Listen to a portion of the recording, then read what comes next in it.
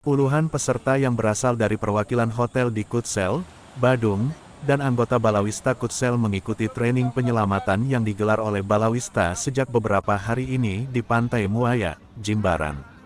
Mereka dilatih baik secara fisik maupun penyelamatan korban tenggelam secara sendiri dan berkelompok oleh Balawisata Indonesia. Bahkan sejumlah pelatih asing dilibatkan dalam kegiatan ini.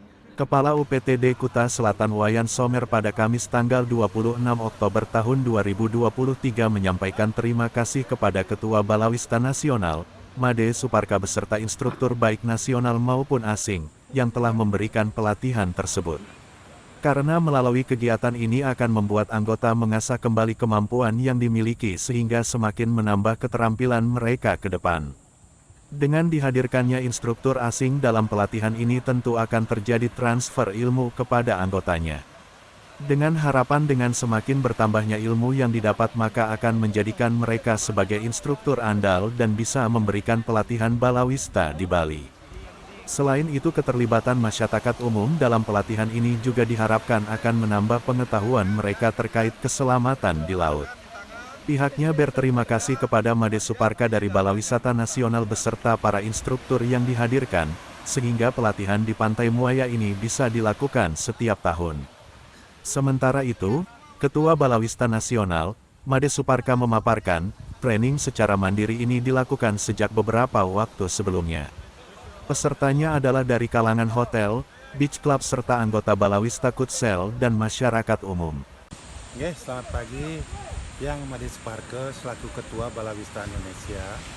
Jadi dari kemarin kita sudah mengadakan training secara mandiri dan diikuti oleh peserta dari hotel-hotel, beach club, dan masyarakat umum.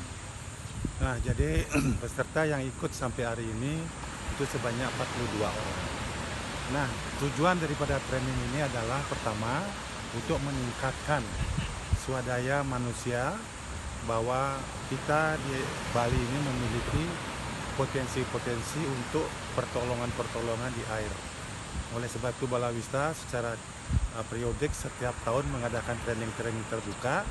Nah, di samping itu juga kita mengadakan training-training juga ke hotel-hotel. Nah, dengan harapan di kemudian hari kita bisa mencegah terjadinya suatu kecelakaan di air ya, dengan adanya training-training ini juga menambah daripada jumlah peserta atau jumlah lifeguard yang kita miliki di Bali.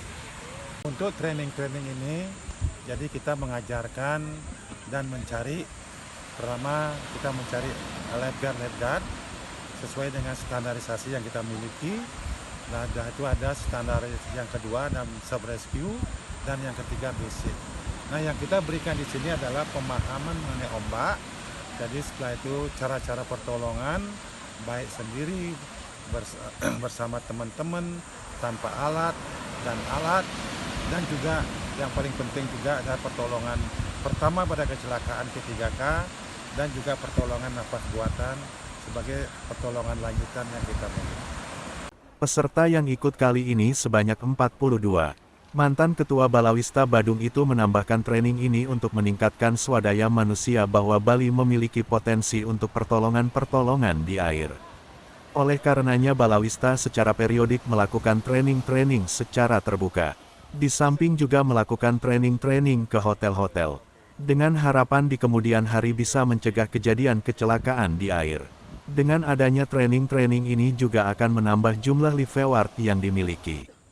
Sedangkan training semacam ini dilakukan sejak sekitar tahun 1973.